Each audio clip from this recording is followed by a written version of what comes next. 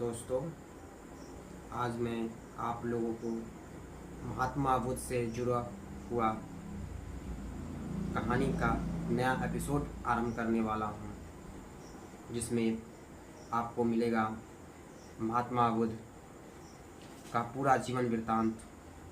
जन्म कैसे हुआ, उन्होंने जीवन में क्या सब अर्जित किया, उनका जीवन कैसा था, इन सब के बारे में आप इसमें जानेंगे।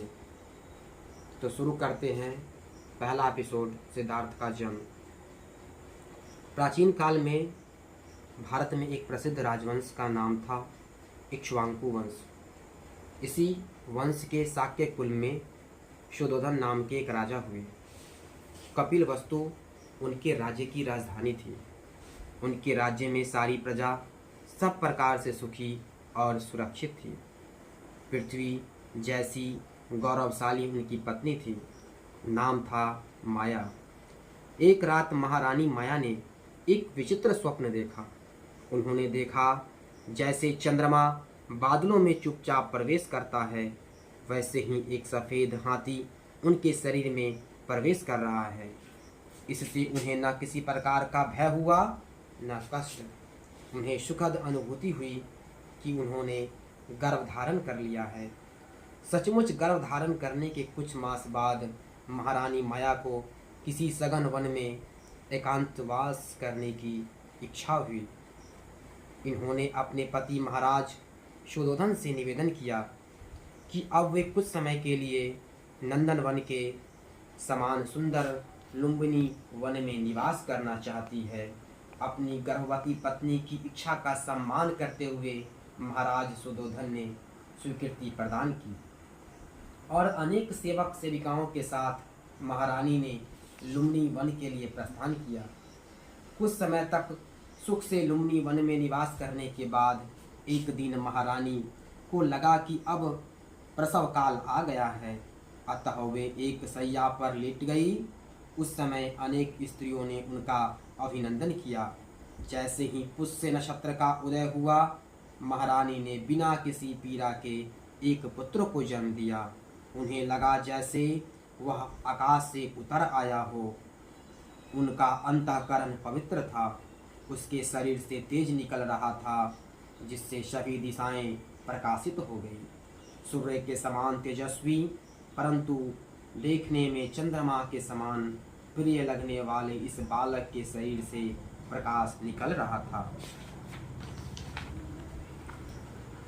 उसी समय आकाश से दो जलधाराएं प्रवाहित हुई, एक शीतल और दूसरी उष्ण।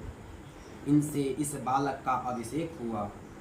सोने और चांदी से निर्मित तथा मूंगे मणियों से जड़ित शुभ्र सैया पर जब वह बालक विराजमान हुआ, तो उसके चारों ओर स्वर्ण कमल हाथों में लेकर यक्षों के राजा खड़े हो गए।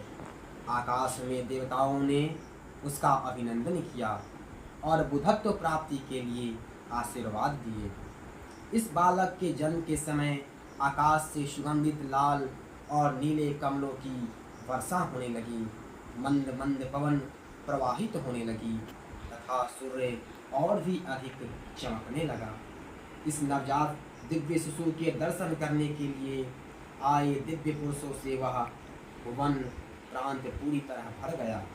उन्होंने बालक पर पुष्पों की बारिश की। इस बालक के जन्म का कुछ ऐसा प्रभाव हुआ कि जो पशु प्रकृति से ही हिंसक थे, वे हिंसा भूल गए। सारे संसार ने अपूर्व शांति का अनुभव किया। विभिन्न पशु पक्षी मधुर स्वर में बोलने लगे। नदियाँ शांति पूर्वक बहने लगी। सारी दिशाएं निर्मल हो गई और निरव आकाश में दुदुम्बी बजने लगी। केवल माया को छोड़कर सारा संसार इस बालक के जन्म में अत्यंत प्रसन्न हो गया। बालक के अद्भुत दिव्य जन्म को देखकर महाराज शुद्धोधन की आंखों से भय और प्रसन्नता की अश्रुधाराएं बहने लगी। बालक की अति मानवीय शक्ति को देखकर माता माया भी भय और प्रीति से भर गई। इस अवसर पर वृद्ध महिलाओं ने मंगलाचरण किया और नवजात शिशु की उज्जवल भविष्य के लिए देवताओं से प्रार्थना की। आचरण शास्त्र के ज्ञाता और शीलवान ब्राह्मणों ने जब बालक के सभी लक्षण सुने और उन पर विचार किया